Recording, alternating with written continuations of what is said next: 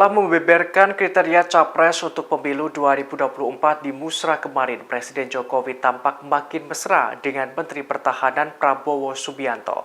Terlebih keduanya baru saja bersama dalam acara puncak penanaman mangrove nasional secara serentak yang digelar jajaran TNI di seluruh Indonesia. Pengamat menilai preferensi politik Jokowi dalam hal bakal capres bisa jadi berbeda dengan pilihan politik PDI Perjuangan. Setelah membeberkan kriteria capres untuk pemilu 2024 di Musra kemarin, Presiden Jokowi tampak makin mesra dengan Menteri Pertahanan Prabowo Subianto. Terlebih keduanya baru saja bersama dalam acara puncak penanaman mangrove nasional secara serentak yang digelar jajaran TNI di seluruh Indonesia. Pengamat menilai preferensi politik Jokowi dalam hal bakal capres bisa jadi berbeda dengan pilihan politik PDI Perjuangan. Dikutip dari tribunnews.com pada Senin 15 Mei, peneliti di Indikator Politik Indonesia Bawono Kumoro memberikan penjelasan.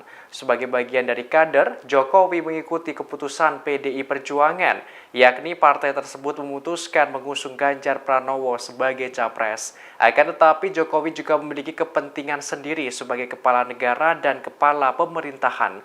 Terlebih pemerintahannya didukung secara solid oleh 7 partai politik. Sehingga menurut Bawono bukan tidak mungkin preferensi politik Jokowi dalam hal bakal capres tidak sama dengan pilihan politik PDI Perjuangan.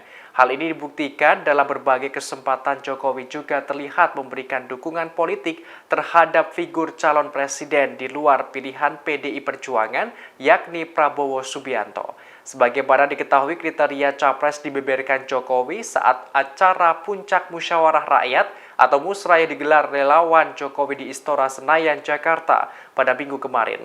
Ia menegaskan rakyat butuh pemimpin yang tepat, memahami kebutuhan rakyat dan bekerja keras untuk rakyat. Jokowi juga menekankan pemimpin harus berani mengambil resiko untuk kepentingan negara dan bangsa, hingga pemimpin yang memiliki komitmen yang kuat untuk anti korupsi dan merawat demokrasi.